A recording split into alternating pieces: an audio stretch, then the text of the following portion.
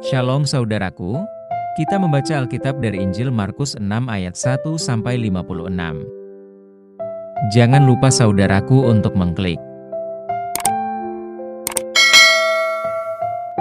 Bagi yang sudah, tidak perlu mengklik lagi, tetapi cukup hanya mengklik tanda berikut. Serta jangan lupa membagikan bacaan ini kepada orang lain, agar mereka juga menemukan kekuatan baru dalam kasih Tuhan. Tuhan memberkati saudara. Yesus ditolak di Nazaret, Markus 6 ayat 1 dan 2. Kemudian Yesus berangkat dari situ dan tiba di tempat asalnya, sedang murid-muridnya mengikuti dia. Pada hari Sabat ia mulai mengajar di rumah ibadat dan jemaat yang besar takjub ketika mendengar dia dan mereka berkata, "Dari mana diperolehnya semuanya itu?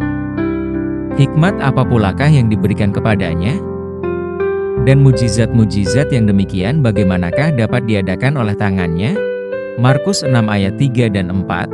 Bukankah ia ini tukang kayu, anak Maria, saudara Yakobus, Yoses, Yudas dan Simon? Dan bukankah saudara-saudaranya yang perempuan ada bersama kita? Lalu mereka kecewa dan menolak dia.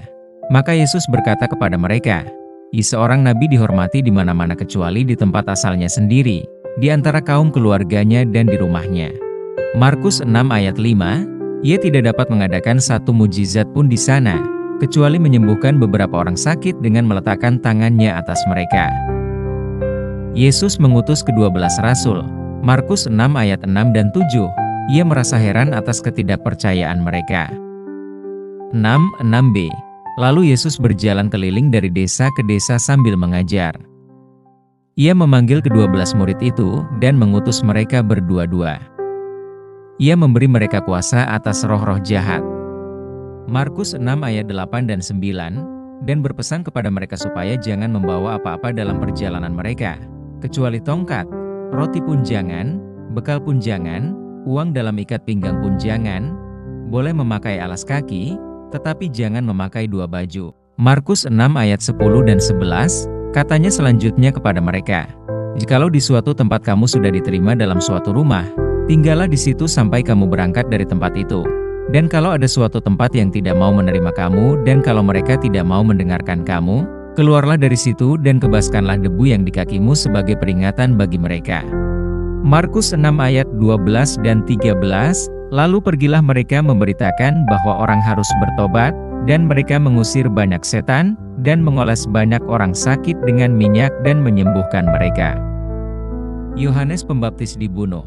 Markus 6 ayat 14 dan 15, Raja Herodes juga mendengar tentang Yesus, sebab namanya sudah terkenal dan orang mengatakan, "Yohanes Pembaptis sudah bangkit dari antara orang mati dan itulah sebabnya kuasa-kuasa itu bekerja di dalam dia." Yang lain mengatakan, "Dia itu Elia." Yang lain lagi mengatakan, dia itu seorang nabi sama seperti nabi-nabi yang dahulu. Markus 6 ayat 16 dan 17. Waktu Herodes mendengar hal itu, ia berkata, "Bukan, dia itu Yohanes yang sudah kupenggal kepalanya, dan yang bangkit lagi." Sebab memang Herodeslah yang menyuruh orang menangkap Yohanes dan membelenggunya di penjara berhubung dengan peristiwa Herodias, istri Filipus saudaranya, karena Herodes telah mengambilnya sebagai istri. Markus 6 ayat 18 dan 19, karena Yohanes pernah menegur Herodes, "Tidak halal engkau mengambil istri saudaramu." Karena itu Herodias menaruh dendam pada Yohanes dan bermaksud untuk membunuh dia, tetapi tidak dapat. Markus 6 ayat 20 dan 21. Sebab Herodes segan akan Yohanes karena ia tahu bahwa Yohanes adalah orang yang benar dan suci, jadi ia melindunginya. Tetapi apabila ia mendengarkan Yohanes, hatinya selalu terombang-ambing, namun ia merasa senang juga mendengarkan dia. Akhirnya tiba juga kesempatan yang baik bagi Herodias. Ketika Herodes pada hari ulang tahunnya mengadakan perjamuan untuk pembesar-pembesarnya, perwira-perwiranya dan orang-orang terkemuka di Galilea. Markus 6 ayat 22 dan 23. Pada waktu itu anak perempuan Herodias tampil lalu menari, dan ia menyukakan hati Herodes dan tamu-tamunya. Raja berkata kepada gadis itu, "Minta daripadaku apa saja yang kau ingini, maka akan kuberikan kepadamu." Lalu bersumpah kepadanya, "Apa saja yang kau minta akan kuberikan kepadamu, sekalipun setengah dari kerajaanku." Markus 6 ayat 24 dan 25. Anak itu pergi dan menanyakan ibunya, "Ya, apa yang harus kuminta?" Jawabnya, "Di kepala Yohanes Pembaptis." Maka cepat-cepat ia pergi kepada raja dan meminta, "Ya, aku mau, supaya sekarang juga engkau berikan kepadaku kepala Yohanes Pembaptis di sebuah talam." Markus 6 ayat 26 dan 27. Lalu sangat sedihlah hati raja, tetapi karena sumpahnya dan karena tamu-tamunya ia tidak mau menolaknya. Raja segera menyuruh seorang pengawal dengan perintah supaya mengambil kepala Yohanes. Orang itu pergi dan memenggal kepala Yohanes di penjara. Markus 6 ayat 28 dan 29, ia membawa kepala itu di sebuah talam dan memberikannya kepada gadis itu, dan gadis itu memberikannya pula kepada ibunya. Ketika murid-murid Yohanes mendengar hal itu, mereka datang dan mengambil mayatnya, lalu membaringkannya dalam kuburan. Yesus memberi makan 5.000 orang. Markus 6 ayat 30 dan 31, kemudian rasul-rasul itu kembali berkumpul dengan Yesus dan memberitahukan kepadanya semua yang mereka kerjakan dan ajarkan. Lalu ia berkata kepada mereka, "Marilah ke tempat yang sunyi, supaya kita sendirian, dan beristirahatlah seketika. Sebab memang begitu banyaknya orang yang datang dan yang pergi, sehingga makan pun mereka tidak sempat." Yesus memberi makan 5.000 orang. Markus 6 ayat 30 dan 31, kemudian rasul-rasul itu kembali berkumpul dengan Yesus dan memberitahukan kepadanya semua yang mereka kerjakan dan ajarkan. Lalu ia berkata kepada mereka, "Marilah ke tempat yang sunyi, supaya kita sendirian, dan beristirahatlah seketika. Sebab memang begitu banyaknya orang yang datang dan yang pergi, sehingga makan pun mereka tidak sempat." Markus 6 ayat 32 dan 33, maka berangkatlah mereka untuk mengasingkan diri dengan perahu ke tempat yang sunyi. Tetapi pada waktu mereka bertolak, banyak orang melihat mereka dan mengetahui tujuan mereka. Dengan mengambil jalan darat, segeralah datang orang dari semua kota ke tempat itu, sehingga mendahului mereka. Markus 6 ayat 36 dan 37, suruhlah mereka pergi, supaya mereka dapat membeli makanan di desa-desa dan di kampung-kampung di sekitar ini. Tetapi jawabnya, "Kamu harus memberi mereka makan." Kata mereka kepadanya, "Jadi haruskah kami membeli roti seharga 200 dinar untuk memberi mereka makan?" Markus 6 ayat 38 dan 39. Tetapi ia berkata kepada mereka, "Berapa banyak roti yang ada padamu? Cobalah periksa." Sesudah memeriksanya mereka berkata, "5 roti dan 2 ikan." Lalu ia menyuruh orang-orang itu, supaya semua duduk berkelompok-kelompok di atas rumput hijau. Markus 6 ayat 40 dan 41. Maka duduklah mereka berkelompok-kelompok, ada yang 100, ada yang 50 orang. Dan setelah ia mengambil 5 roti dan 2 ikan itu, ia menengadah ke langit dan mengucap berkat, lalu memecah-mecahkan roti itu dan memberikannya kepada murid-muridnya, supaya dibagi-bagikan kepada orang-orang itu. Begitu juga kedua ikan itu dibagi-bagikannya kepada semua mereka.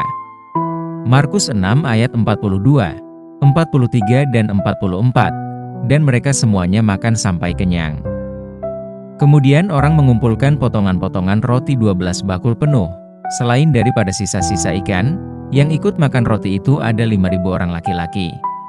Yesus berjalan di atas air. Markus 6 ayat 45 dan 46. Sesudah itu Yesus segera memerintahkan murid-muridnya naik ke perahu dan berangkat lebih dulu ke seberang, ke Betsaida. Sementara itu ia menyuruh orang banyak pulang. Setelah ia berpisah dari mereka, ia pergi ke bukit untuk berdoa. Markus 6 ayat 47 dan 48. Ketika hari sudah malam, perahu itu sudah di tengah danau, sedang Yesus tinggal sendirian di darat.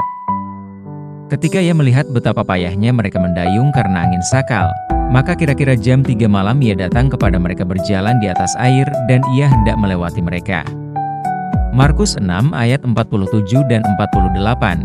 Ketika hari sudah malam, perahu itu sudah di tengah danau, sedang Yesus tinggal sendirian di darat. Ketika ia melihat betapa payahnya mereka mendayung karena angin sakal, maka kira-kira jam 3 malam ia datang kepada mereka berjalan di atas air dan ia hendak melewati mereka. Markus 6 ayat 49 dan 50. Ketika mereka melihat dia berjalan di atas air, mereka mengira bahwa ia adalah hantu, lalu mereka berteriak-teriak, sebab mereka semua melihat dia dan mereka pun sangat terkejut. Tetapi segera ia berkata kepada mereka, "Tenanglah, aku ini, jangan takut." Yesus menyembuhkan orang-orang sakit di Genesaret. Markus 6 ayat 53 dan 54. Setibanya di seberang Yesus dan murid-muridnya mendarat di Genesaret dan berlabuh di situ. Ketika mereka keluar dari perahu, orang segera mengenal Yesus. Markus 6 ayat 55 dan 56, maka berlari-larilah mereka ke seluruh daerah itu dan mulai mengusung orang-orang sakit di atas tilamnya kepada Yesus, di mana saja kabarnya ia berada. Kemanapun ia pergi, ke desa-desa, ke kota-kota, atau ke kampung-kampung, orang meletakkan orang-orang sakit di pasar dan memohon kepadanya, supaya mereka diperkenankan hanya menjamah jumbai jubahnya saja. Dan semua orang yang menjamahnya menjadi sembuh. Selesai, demikian bacaan dari Injil Markus pasal 6. Terima kasih, kiranya Tuhan Yesus memberkati kita.